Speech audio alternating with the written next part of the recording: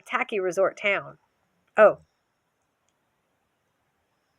Where was the dark glamour if you could just get drunk enough to drown anonymously in some tacky resort town? If you were going to do it, you had to be clear-eyed and sober. Otherwise, it was just plain old everyday sloppy death. I wrote to my future self, taking full credit for her existence. Forecast. Rain for this Friday, December 3rd. But you should know who reads this. The I of December 3rd, 1964, the conception, creator of your memories and ancestor of your impulses, to now read, determined rather not to rain but to sublime, dryly. And so you are. I had thought of volunteering for an accident. Suicide isn't necessary. It's unnecessarily dramatic when there are so many accidents. Dark mouths of death making little wet sucking sounds when you go by, and they, sensing the thought, reached for me, but I shrank back into the habit of life, and so you are. I was thinking maybe I would go out west and take up surfing and see if maybe a shark wanted to eat me, because, why not? It's either going to eat me or it's going to be my friend, and if it's my friend, at least I would have a friend, right?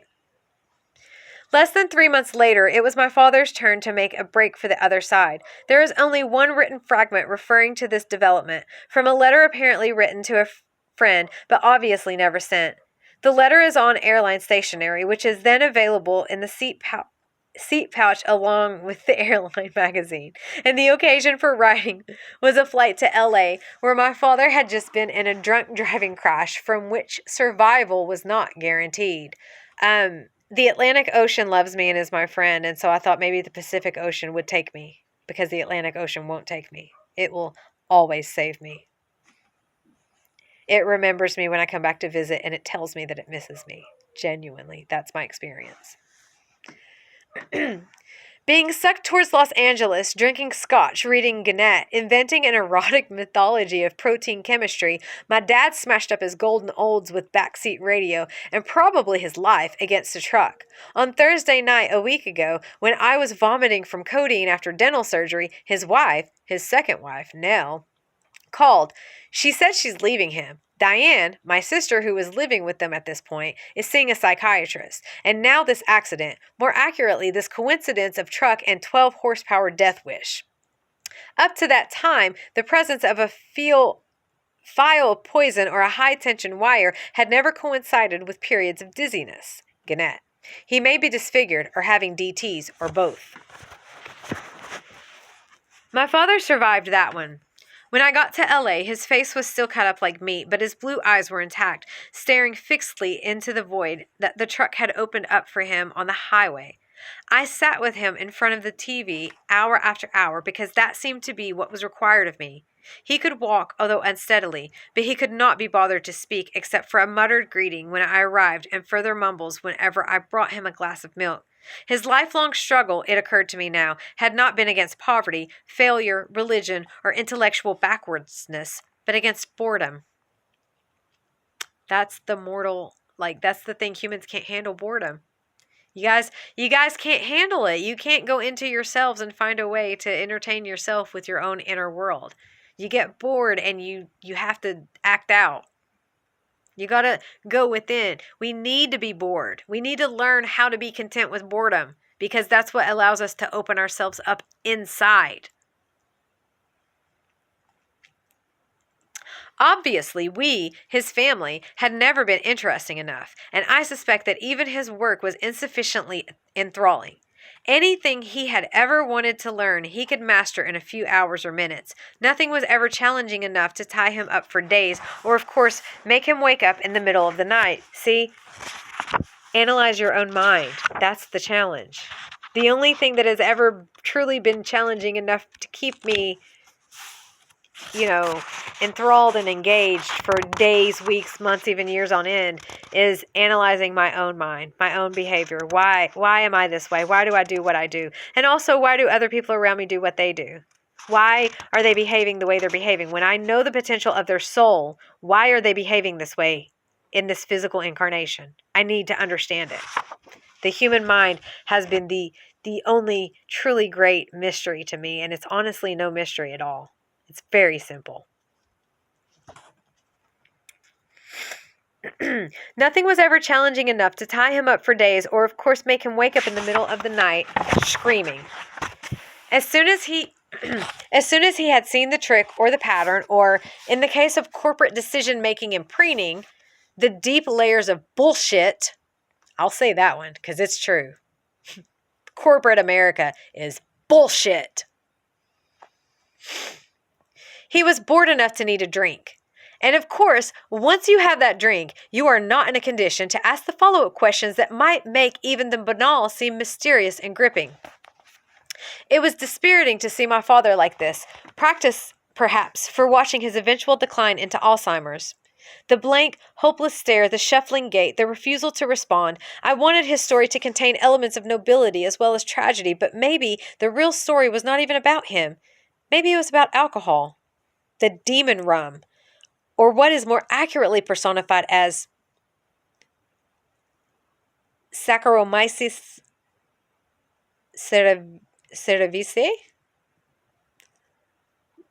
Saccharomyces cerevisiae? Am I saying that right?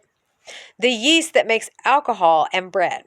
An ingenious single-celled creature that has found ways to reward us in return for loyally cultivating it. My mother bought packets of it in the supermarket, adding water and sugar to bring it to life when she decided to fill time with bread making. More commonly, both parents ingested its metabolic product, ethyl alcohol, in liquid form. The result is that just when humans are about to figure out what a great racket this clever little microbe has got going, it offers them a drink and they forget the question. In fact, maybe the whole family drama was just a minor subchapter in the many thousands of years old epic of S. cerevisiae. Now that makes sense why it's cerveza. Got you. But now my father was not supposed to drink anymore, meaning there was to be no escape ever from boredom. Whatever tedium he had entered into, a TV game show, rush hour traffic, a family meal in the kitchen, he'd just have to sit there like everyone else and endure it, or at least that was the doctor's plan. I can understand his despair. There are times when the world just gets too stale to generate new situations, and you are left with the reruns of what you've already experienced way too many times. Flight 3647 to Daytona has been delayed indefinitely. Please remain in the boarding area for further announcements. For the first time since my mid-teens, I wanted to dissociate and see the world dissolve back into its constituent elements, and I hoped that the pastel smoothness of the LA suburbs could be counted on to get me there. It was time to restir the pixels and start all over again, but no luck. It was 4151. That is not something you can summon as easily as, say, you can order a drink. It happens or it doesn't. See, you needed shrooms, babes. You needed shrooms or at least cannabis, something. It happens or it doesn't happen. The choice is not yours. I started reading the Saul Bellow novel my father had been reading before the accident, but it did nothing to lift the banality that weighed down on the house like doom. I don't even need psilocybin. I'm good with not mescaline. Stop it. I've never had that. Peyote? Yeah, no, I haven't tried that. I'm good with the one you guys just banned that was relatively harmless and only caused a very mild psychoactive effect. Muscimol from the Amanita muscaria mushroom. Yeah, I'm good with that. I don't need anything bigger than that necessarily. And I have no desire to build up my tolerance in order to require that. I liked it better when I only needed one cocaine shot after work, and that was enough to do me for the rest of the night. I never wanted or needed to build up my tolerance, as a lot of people were suggesting to me, so that I could drink with the best of them. Like, no, I liked it better when $5 got me where I needed to be, and then I just spent the rest of the time playing games and letting the buzz wear off so that I would be sober enough to drive home. That was drinking responsibly.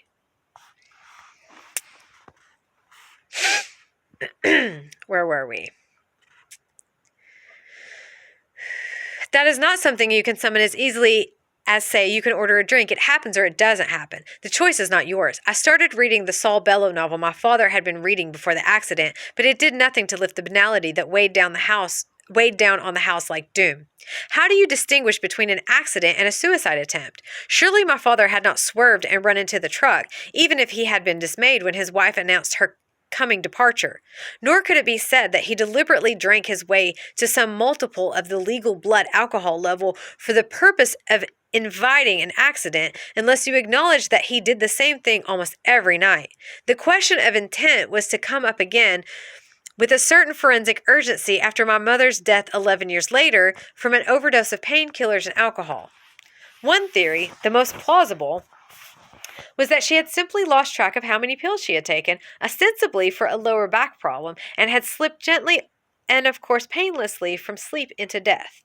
The other theory, advanced by my brother, who had talked to her the day before her death, was that she did it on purpose because she had discovered that her second husband was having an affair.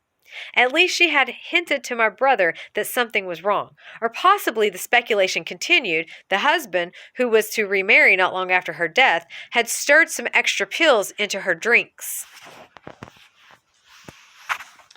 There was no investigation. Of course there wasn't, because she was